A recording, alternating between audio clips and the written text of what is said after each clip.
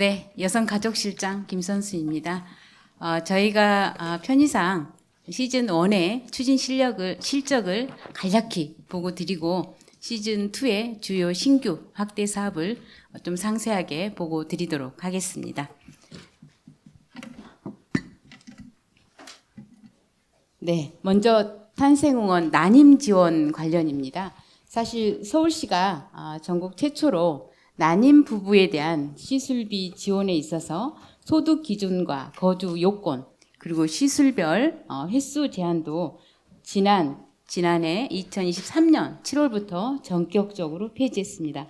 이를 통해 태어난 아이들이 8,227명입니다.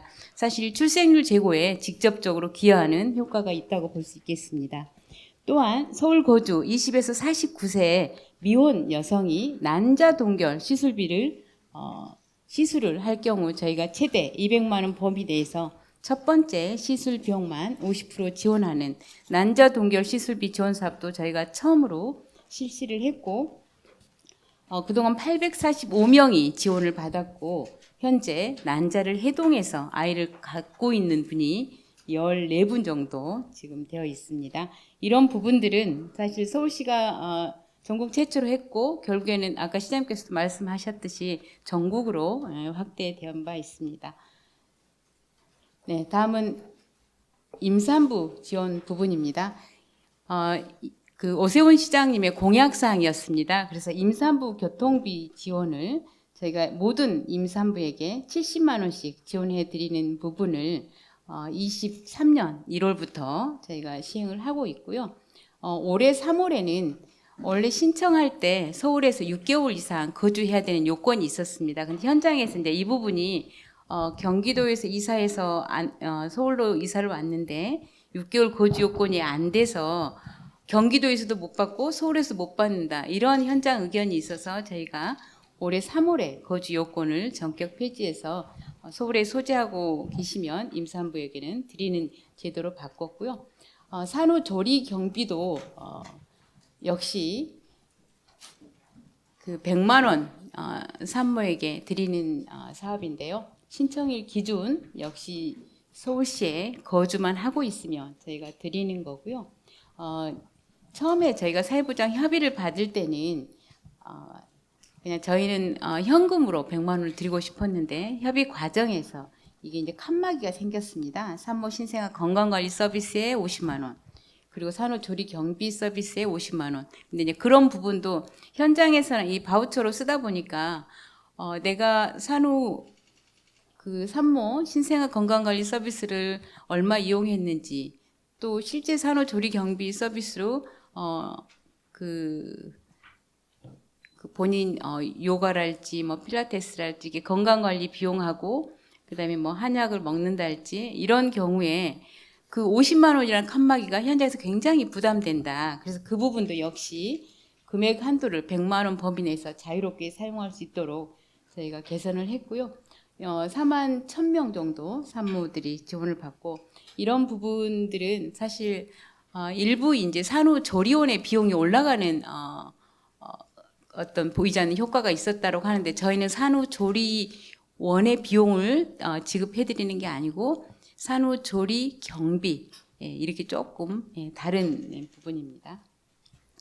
네, 그리고 이제 이렇게 넘어가 버렸을까? 죄송합니다.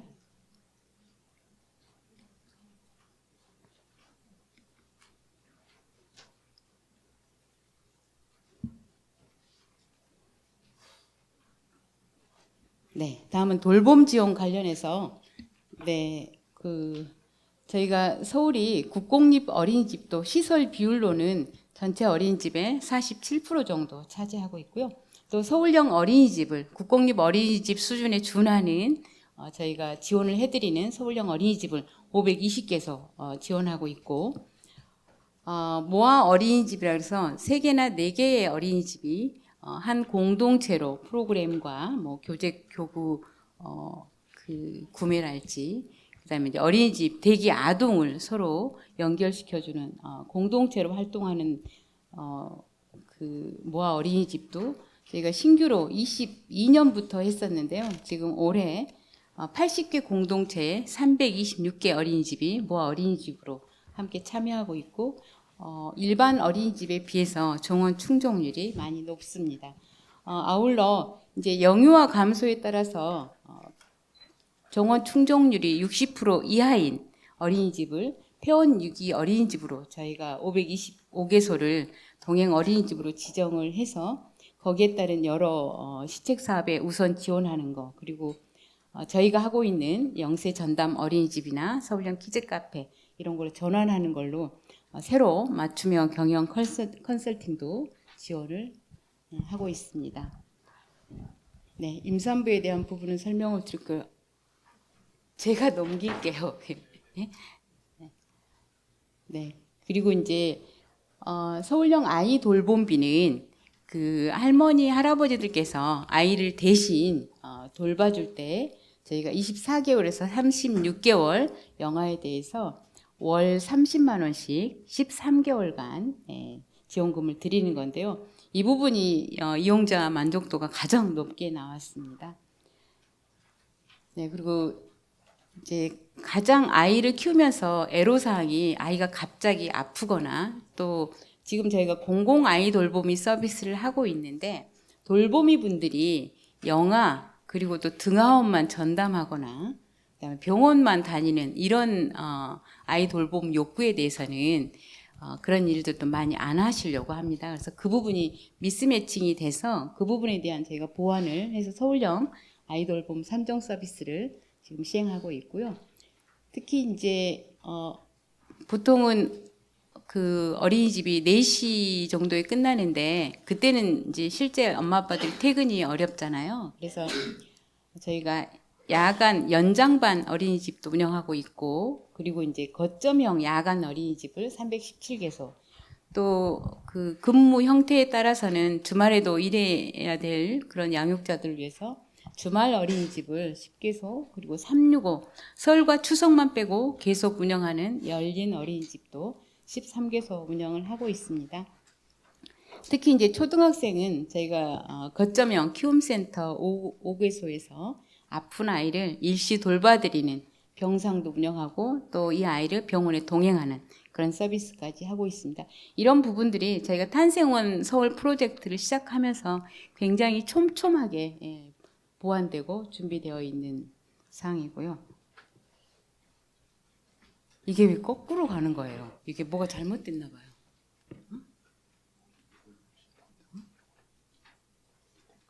이건 뒤로 가는 건데 여기서 이걸로 왜 앞으로 가는 거예요? 이게 전자기기의 한계네요. 네, 그리고 이제 엄마 아빠들이 아이를 데리고 저도 그랬던 것 같아요. 그 아빠가 딸내미를 데리고 공원이나 이런 데 갔을 때 막상 함께 이용할 수 있는 화장실이 없는 거예요. 그래서 저희가 이제 가족 화장실 컨셉도 만들어서 저희 만들고 있고요. 그리고 그 이제 노키즈존 논란이 많았던 음식점에 대해서도 서울 키즈 오케이존을 따로 692개소를 지금 지정해서 운영하고 있고요. 가족 배려 주차장도 예전에 여성 주차장을 가족 배려 주차장으로 새로 조성해서 635개소에 11,915면이 조성이 됐고요. 대표적으로 서울형 키즈 카페는 현장의 만족도도 높고 그 이제 가정 양육하시는 분들은 하루 종일 아이를 돌보다 보니까 그분들이 한 30명 정도 되는데 특히 이제 남자 아이는 하루에 뭐 2-3시간은 어디 가서 이렇게 에너지를 좀 소모해야 되는 이런 상황인데 엄마들이 계속 집에서 데리고 있기가 너무 힘드시대요. 그래서 서울형 키즈 카페가 굉장히 인기가 좋습니다. 그래서 이 부분 지금 한 33만 명이 이용했고 현재 98개소가 운영 중에 있습니다. 네, 지금까지는 저희가 탄생원 서울 프로젝트 시즌 1을 하면서 조금 촘촘하게 시행하고 있던 사업들 주요 사업만 좀 설명을 드렸고요. 이제 시즌 2에서 아까 시장님께서 87개 사업이라고 말씀하셨는데 역시 지금 시즌 1에서 하던 주요 사업들 저희가 지속하고 또 확대하는 부분이 있고요. 또 신규 사업이 있는데 일단 기본 틀은 현재 하고 있는 거 계속 업그레이드하고 확대하면서 추진하고 거기에 주거하고 일생활 균형에 조금 더 초점을 맞추겠다. 그래서 예산 투입도 아까 6조 7천억 말씀하셨는데 좀 더 분야와 세부 사업 예산까지도 좀 확대해서 전방위적으로 저출생 극복을 위한 노력을 기울였다는 게 기본 방향입니다. 저희가 아까 그 3대 분야하고 이 분야가 조금 달라서 약간 헷갈리실 수도 있는데요. 어떻게 하면 10개 사업을 좀 신규 확대 사업으로 임팩트 있게 설명을 드릴까 하다 보니까 좀 이런 체계를 가져왔고요. 일단 저출생 주거의 3개 분야, 그리고 일생활 균형의 3개 분야, 그다음에 양육자가 가장 필요로 하는 서비스가 뭘지, 그래서 그걸 이제 저희가 양육자 생활 밀착형 일상혁명의 4개 분야, 그래서 4개 사업, 그래서 총 10개 사업을 준비했습니다. 하나씩 좀 설명드리겠습니다. 네, 먼저 이제 신혼부부하고 양육자에게 맞춤형 주거 정책을 강화해 나갑니다. 지난번에 시장님께서 현장도 가셔서 너무 잘 알고 계실 텐데, 이건 이제 저희 정책실에서 주택실에서 하고 있는 사업이고요. 임대주택에 계신 분들 중에 장기 전세주택에 계신 신혼부부들이 기본 평균 자녀가 많고 또 실제 거기 입주해서 아이를 낳은 출생아 수도 많더라. 그래서 이제 장기 전세 시프트 2로 이름은 이제 미리 내 집, 이렇게 사업 브랜드는 미리 내 집으로 해가지고요. 무주택 세대원으로 이제 구성된 신혼부부를 대상으로 미리 내 집을 공급하고 거기에 들어오셔서 아이를 낳으면 거기에 따른 거주 기간도 늘려드리고, 그리고 그 집을 살 수 있는 우선 매수 청구권도 드리고, 또 매매 가격에 비해서 저렴하게 살 수 있는 그런 인센티브를 제공하는 겁니다. 지난 7월에 처음으로 둔촌동에 있는 올림픽 파크 포레온에 입주 공고를 했었는데 경쟁률이 최대 213대 1까지 됐다고 합니다. 지난 8월까지 627호 공급이 됐고 올해 1000호, 그리고 내년에는 3500호, 그리고 2026년부터는 쭉 해서 연 4000호를 계속 공급할 계획으로 준비하고 있습니다. 네, 그리고 저희가 기억하실지 모르겠는데 지난 4월에 자녀를 출산했는데 집이 없는 자녀 출산 무주택 가구에 대해서 주거비를 지원하는 계획을 저희가 한번 말씀을 드린 적이 있고, 현재 사회보장 협의를 거치면서 이 전세 보증금이 저희가 당초에는 6억 조금 높았는데 이게 좀 다운이 됐고요. 이게 이제 저희가 막상 이 정책을 좀 하려고 했더니 그런 의견들이 많더라고요. 2억짜리, 3억짜리 빌라를 소유하고 있는데 그럼 나는 이걸 못 받냐. 그래서 제가 어쩔 수 없이 전세 보증금을 3억으로 낮췄고 월세는 130만 원 이하로 해서 역시 공공임대주택에 거주하거나 옆에 있는 신혼부부 임차 보증금 이자 지원을 받게 되면 똑같은 주거 지원 사업이기 때문에 중복 지원은 안 되고요. 어쨌든 저 조건이 맞으면 저희가 2년간 720만 원을 가구당 월 30만 원씩 지원, 내년 1월 1일부터 출산한 무주택 가구를 대상으로 지원할 계획입니다. 이 30만 원을 산출한 근거는 저희가 서울에 있는 그 아파트 월세하고 수도권에 있는 아파트 월세하고 비교를 해보니까 30만 원 정도 차이가 났습니다. 그래서 그 금액만큼 보통 서울에서 경기 인천으로 그 유출되는 인구 중에 자녀 출산 또 결혼에 따른 주택 부분이 거의 20만 정도 됩니다. 그래서 그 부분에 대해서 제가 지원을 하게 된 거고요. 이렇게 하면 아마 현장에서는 그 직장 가까운 서울에서 살면서 조금 도움받고 초반에 아이를 키우는데 도움이 될 수 있을 것으로 보입니다. 네, 그리고 신혼부부 임차보증금 이자 지원 사업은 현재도 주택실에서 하고 있는 거고요. 이 부분이 원래는 올해 7월부터 부부 합산 연소득이 1억 3천만 원으로 확대가 됐습니다. 그전에는 9,700만 원이었던 부분이 확대가 됐고, 대출 한도도 3억 원으로 늘었고, 지원 금리도 아이 출산에 따른 부분을 1.5까지 인정을 해줘서 최대 지원 금리가 연 4.5%, 그리고 아이를 낳을 때마다 2년씩 더 이 연장이 되더라고요. 그래서 최장 10년간 이 대출이 연장되는 이것으로 확대가 됐습니다. 네, 일생활 균형이 사실은 정부에서 발표한 일가정 양립 환경 조성에 이제 저희도 서울시도 좀 적극 동참하고 사각지대가 뭔지 저희가 현장을 좀 살펴본 결과 이제 크게 중소기업과 소상공인 그리고 1인 자영업자에 대한 지원을 저희가 준비했습니다. 중소기업의 경우에는 현재 정부가 하고 있는 가족친화 인증기업 제도가 있습니다. 근데 가족친화 인증기업 제도는 기본 그 인증 지표에 맞는 점수가 60점을 기준이 돼서 통과가 되면 선정이 되고, 그렇지 않으면 탈락돼 버리는 상황이어서 기업이 조금 더 자율 지표를 가지고 기업이 좀 노력할 수 있도록 저희가 새로 지표를 만들고 거기에 따른 포인트를 부여해서 진입형부터 성장형, 선도형으로 저희가 기업을 분류하고 거기에 따른 인센티브를 차등 지원하는 겁니다. 여기에서 이제 선도형이 되면 마지막으로는 시장 표창하고 저희가 기업 홍보도 하면서 서울 시세에 대한 세무 조사를 유예할 수 있는 근거를 지금 올해 중에 조례를 만들어서 내년부터 시행할 계획입니다. 네, 여기서 이제 진입형만 되더라도 육아휴직 대체 인력이랄지 동료 응원수당, 그다음에 출산휴가 급여 지원, 이 3종 세트를 지원하게 되는데요.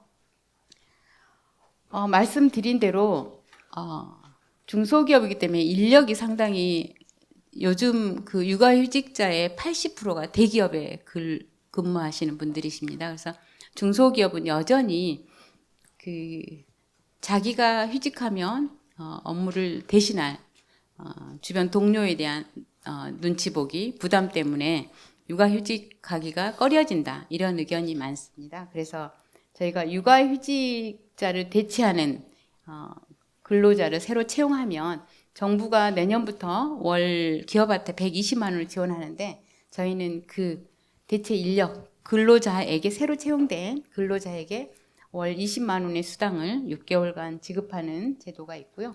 그리고 이제 동료 응원 수당이라서 정부는 20만 원을 지원합니다. 저희는 거기에 플러스 10만 원을 해서 업무 대행 수당도 대행자에게 지급을 하고요.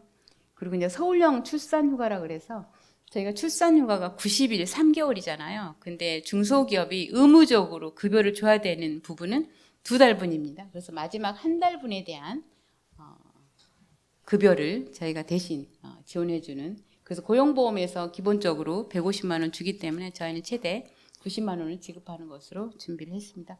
이 세 가지는 저희 워라밸 포인트제의 참여 기업으로 선정된 중소기업에 저희가 인센티브로 지급을 하는 겁니다. 네, 그리고 이제 아까 시장님께서 민관 협력 사업으로 뭐 여러 가지 그 민간 기관에서도 동참을 해줬다고 하셨는데, 특히 이제 KB 금융지주에서 저희한테 50억을 지원을 했습니다. 그래서 그거 가지고 소상공인에게 맞는 출산 양육 지원 3종 세트를 저희가 준비를 했습니다. 역시 소상공인, 대체적으로 10인 미만 소상공인들이 육아휴직, 그 근로하시는 종사자가 육아휴직하면 대체 인력을 저희 생활임금에 준해서 6개월간 대체 인력 인건비를 전액 지급을 해드리고요. 그리고 사업주나 종사자가 갑작스럽게 아이가 아프거나 뭐 이런 상황이 있을 때 민간의 아이돌봄 서비스를 연계해서 이용하면 보통 시간당 15,000원 기준으로 10,000원을 이용 요금의 3분의 1을 6개월간 최대 360만 원까지 지원해주는 민간 아이돌봄 서비스 연계 지원 사업, 그리고 이제 사업주 본인이나 배우자가 임신, 출산에 따라서 이제 잠깐 그 가게 점포의 문을 좀 닫을 때 임대료나 공공요금료를 일일 5만 원씩 10일 지원하는 휴업 손실 지원 이렇게 3종 세트가 준비돼서 현재 민간 아이돌 보험 서비스는 11월부터 시행 예정에 있고요. 1번하고 3번, 4번 내년도부터 시행할 예정입니다. 네, 이제 마지막으로 1인 자영업자하고 프리랜서인데요. 사실은 1인 자영업자는 혼자서 그 영업을 하다 보니까 아이를 낳게 되면 거기에 따른 상당한 가게를 접어야 되는 이런 부분이 있습니다. 그래서 일단은 1인 자영업자 등 임산부가 아이를 낳을 경우 고용보험 미적용임에도 불구하고 정부가 현재 출산급여를 150만 원을 지급합니다. 거기에 서울이 90만 원을 포함시켜서 고용보험 적용 대상자의 하한액 그게 240만 원인데 그걸 맞춰서 지금 보장해드리겠다는 게 하나 있고요. 그리고 배우자가 출산할 경우 1인 자영업자가 이제 본인 대신 그 가게 문을 닫거나 이렇게 배우자 출산 휴가에 따른 이제 수발 이걸 좀 들어야 되잖아요. 그래서 이제 그럴 때 저희가 가게 문을 닫는 거에 대한 비용 그래서 배우자 출산 휴가 급여를 80만 원 지원해 드리려고 하고 있습니다. 이 부분은 1인 자영업자들로부터 굉장히 반응이 좋습니다. 네, 그리고 이제 세 번째 분야입니다. 생활 밀착형 일상 혁명이라고 했는데요. 엊그제도 이제 언론에 나왔듯이 여전히 결혼 비용이 많이 듭니다. 그래서 사실은 저희가 서울 마이 웨딩이라 그래서 뭐 북서울 꿈의 숲이나 이런데 공공 예식장으로 제가 개방도 하고 있는데 그래도 공공 예식장에서 결혼하는 비율은 그렇게 많지는 않습니다. 그래서 여전히 신혼부부들 초기 그 결혼과 신혼 살림 비용이 만만치 않다. 그래서 저희가 준비를 하고 있는 건데요. 일단 소득 기준 없이 사실은 내년 1월 1일부터 혼인 신고한 신혼부부들은 좀 다 지원을 해주고 싶은데 일단 이것도 사회부장 협의를 거쳐야 돼서 일단 소득 기준은 우선은 처음 사업이다 보니까 포함을 시켜서 하고 있고요. 결혼 준비나 신혼 살림에 100만 원 정도 비용을 제가 지원해 주는 것으로 일단 나중에 영수증을 제출하면 제가 환급하는 것으로 이렇게 지금 설계를 하고 있습니다. 네, 그리고 이 부분은 사실 민간 협력으로 신한카드 또 LG CNS 이런 기업들하고 저희가 보니까 물가 상승률이 지난해 기본 물가 상승률이 3% 정도 되는데 저희 아이 키우는데 가장 들어가는 기저귀하고 분유값 이런 부분들은 거의 5, 6% 되더라고요. 그래서 실제 엄마들이 너무나 부담된다. 그래서 육아 필수품을 조금 더 저렴하게 구입할 수 있는 저희가 이름을 이제 가칭 탄생 응원몰이라고 지었는데요. 임신부나 7세 이하 자녀를 둔 양육자가 그 활용할 수 있는 탄생 응원몰을 만들어서 일단 거기 몰에 들어오는 기업들은 시중에서 파는 것보다는 좀 더 저렴하게 판매할 수 있도록 저희가 협의를 할 거고 또 탄생 응원 쿠폰도 발행해서 아무튼 최대 반값으로 여기에 있는 물건을 살 수 있는 그런 몰을 제가 내년 3월 정도에는 오픈하도록 준비하겠습니다. 네, 그리고 아까 말씀드린 대로 키즈 카페는 현장의 반응도 좋고 또 시장님께서 직접 손주를 데리고 키즈 카페를 이용하시면서 굉장히 이 부분은 애정이 많으셔가지고 저희는 사실 굉장히 힘든 부분인데요. 지속적으로 동별 1개소를 조성할 목표로 지금 추진을 하고 있고요. 올해도 지금 200개소를 일단 조성 목표로 해서 공간 선정하고 현재 조성 중에 있고 운영하는 것은 98개소고요. 26년까지 아무튼 400개소 조성 목표로 하겠습니다. 이 과정에서 그 종교 단체하고 협력 관계를 통해서 교회 내에 시설도 계속 생기고 있고요.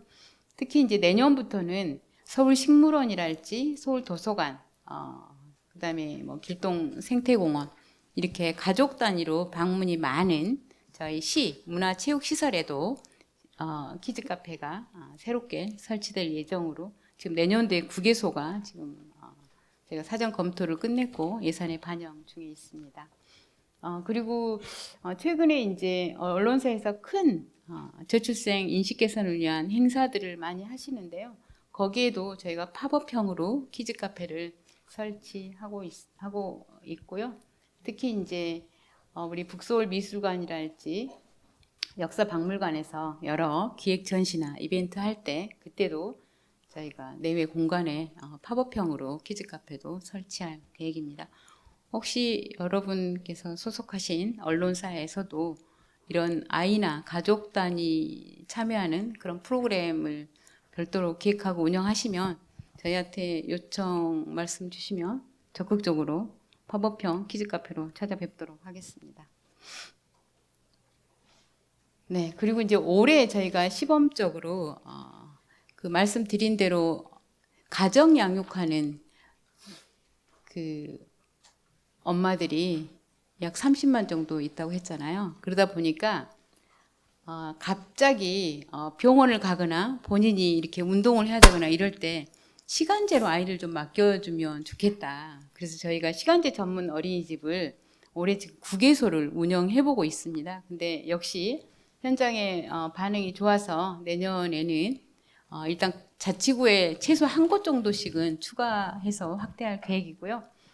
서울형 아침 돌봄 키움센터도 현재 10개소 운영 중에 있습니다. 근데 이제 엄마 아빠가 일찍 출근하면 혼자 남아서 준비하고 학교 등교 시간에 맞춰서 가야 되는데 그 부분 때문에 아마 이제 아이 키워보신 분들은 여기는 안 계신 것 같은데 그 아실 텐데 애가 지금 학교에 제대로 가고 있는지를 굉장히 엄마들이 출근해서 챙기는 사항이에요. 그래서 그 부분을 저희가 현장의 사각지대라 생각하고 인근 서울형 키움센터에 아이를 그 말씀을 주시면 저희가 전화하고 그다음에 이 친구가 이제 와서 거기에서 간단한 아침 간식도 먹고 학교까지 등교 동행까지 해주는 서비스인데 이 부분은 굉장히 폭발적입니다. 오히려 시간제 전문 어린이집보다 서울형 아침 돌봄 키움센터가 그래서 이 부분도 일단 자치구로 최대한 25개 자치구로 확대할 계획입니다. 네, 일단 시즌 2는 사실 시즌 1에서도 이렇게 하고 있는데 조금 더 촘촘하게 그리고 민관 협력 부분도 현재도 서울시가 여러 부분들 열심히 하고 있어서 그런지 사실 민간에서 같이 하자는 데가 많이 있습니다. 그래서 상황에 따라서는 뭐 인식 개선 캠페인을 같이 하기도 하고 또 직접 예산을 지원해서 그걸 저희가 사업으로 연계시켜서 하기도 하는데요. 이 부분은 계속해서 이제 사업도 발굴하고 지속적으로 확대해 나갈 거고요. 그리고 이 사업들이 과연 저희가 오늘은 이제 단순 만족도하고 이용자 숫자 이렇게 이제 저희가 보고를 드렸는데 실제 정책별로 어떤 성과가 이게 성과 지표에 대한 그 평가 이 부분이 지금 저희가 서울연구원하고 함께 성과 지표도 개발하고 그다음에 1차 사업에 대한 2023년도분에 대한 평가가 지금 하고 있습니다. 그래서 이런 성과 평가를 통해서 사실은 계속 유연하게 정책의 효과성이 좀 미흡한 부분은 보완하고 또 사업을 축소하거나 또 새로운 현장의 요구사항들은 계속 반영해가면서 이 사업들은 저희가 탄생원 서울 프로젝트는 계속 업그레이드 보완시켜 갈 거고요. 이러한 출산에서 이런 육아까지 모든 정보를 사실은 어디서 찾아봐야 되는지 굉장히 엄마들이 익숙하지가 않습니다. 그래서 저희가 이제 몽땅 정보 맞는 키를 지금 운영하고 있습니다. 거기에 들어가면 현재 있는 여러 사업들도 다 볼 수 있고 또 신청도 그 사이트를 통해서 하게 되는데요.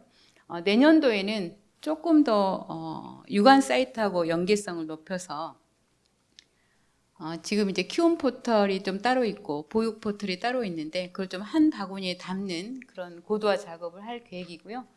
여러 사업들이 거기서 바로 원스톱으로 신청될 수 있게 그리고 신청 서류를 좀 최대한 간소화시키도록 지금 준비를 하고 있습니다. 네, 그 전체 이제 간략하게 말씀드렸는데요. 그동안 투자했던 거에 비하면 거의 배로 남은 25년, 26년 투자할 계획입니다. 사실 저희는 저출생 대책을 처음 시작할 때는 합계 출산율을 0.1만 올려도 성공이다 이렇게 생각했는데, 일단 최근에 출생아 수가 좀 늘어나고 있어서 저희도 나름 굉장히 보람이 있고요. 이런 그 반등의 모멘텀을 살릴 수 있도록 사업은 더욱 촘촘하고 내실 있게 준비하고 추진해 나가겠다는 말씀 드립니다. 네, 감사합니다. 예, 그러면 다음. 앞으로 할 거에 대한 부분은 비공개인 것 같고요. 앞으로 할 거, 지금까지 한 거에 대한 자료만 있네요. 지금 오늘 주택실을 좀 같이 참여했으면 좋겠다고 했는데 주택실이 전체 간부들 워크숍을 갔어요. 그래가지고 오늘 못 왔는데.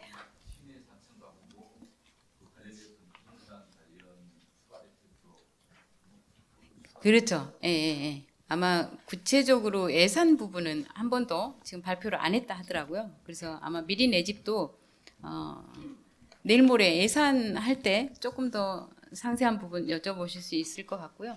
지금 아무튼 저희가 갖고 있는 자료로는 일단 현재까지 820 지난 7월에 300호, 그 다음에 지난 8월 30일에 327호, 그 자료만 일단 있는 거고요. 이제 어쨌든 계속해서 아마 임대주택 부분은 계속 이 장기 전세주택 2 미리네 집을 포함시켜서 계속 지금 가져가신다는 거니까 그 구체적인 건 혹시 연락처 주시면 저희가 연락해서 알려드리도록 그렇게 하겠습니다. 그리고 예.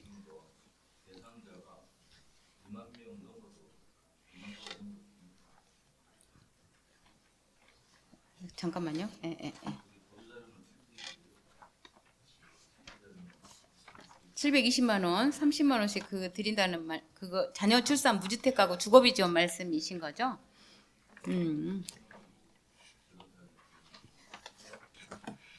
근데 이제 이거는 이렇게 생각하시면 될 것 같아요. 저희도 지금 사회보장 협의를 하면서 다른 이제 예컨대 공공임대주택도 있고 또 미리네 집도 있고 아까 말씀드린 임차보증금 이자 지원 사업도 있고 한데 이걸 굳이 왜 하려고 하냐? 근데 보니까 이 부분은 이게 신혼부부 조건이 없어요. 예, 그래서 신혼부부들은 주로 다른 사업들을 하게 될 거고 여긴 약간 사각지대. 신혼부부가 아닌데 지금 집은 없고 애를 낳은 이런 부분들이기 때문에 사실 숫자는 아주 많지는 않을 거거든요. 그래서 지금 내년도에는 한 1380가구 정도 지금 예산을 제가 편성했고요.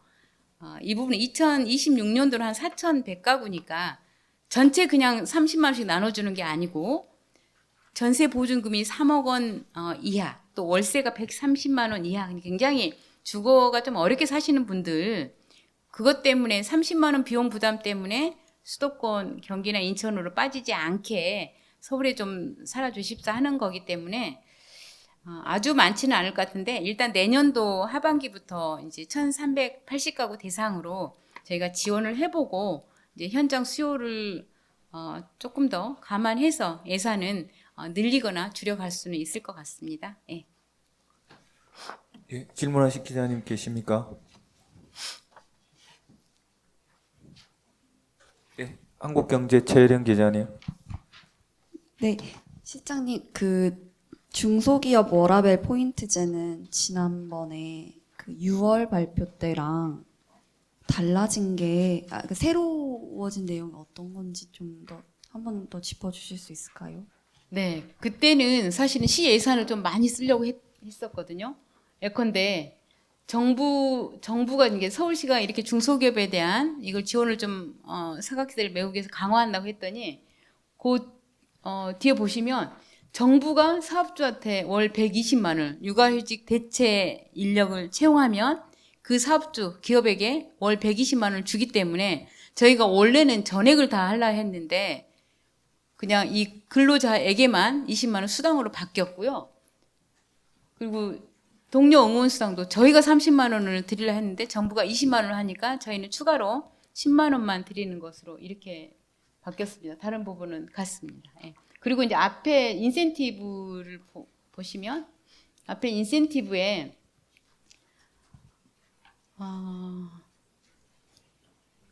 이제 실제 그 서울시 세무조사 유예 같은 부분들이 그때는 약간 불투명했었는데요. 지금 이제 이번에 시의회에 요 세무조사를 유예할 수 있는 근거 조례가 지금 이제 발의가 돼서 통과가 되면 내년도부터 바로 정부도 엊그제 뭐 정부 세무조사 유예하겠다는 발표가 있었는데 서울시가 먼저 아무튼 세무조사 유예도 좀 치고 간다는 부분이 있고요.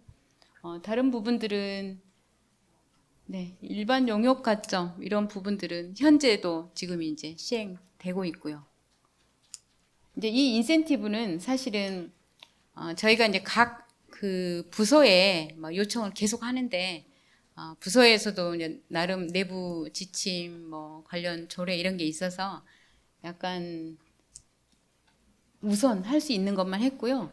저희는 사실은 중소기업들한테 실제 중소기업에 다니는 여성 근로자들이 훨씬 많기 때문에 거기에서 진짜 오라벨이 좀 챙겨질 수 있게 그러려면 오라벨 포인트제가 있고 그런 거에 참여하면 내가 도움을 받는다. 이게 이제 중소기업 사장님들한테 인식이 돼야 되잖아요. 그래서 이 인센티브는 지속적으로 저희가 발굴하고 확대해 나갈 계획입니다.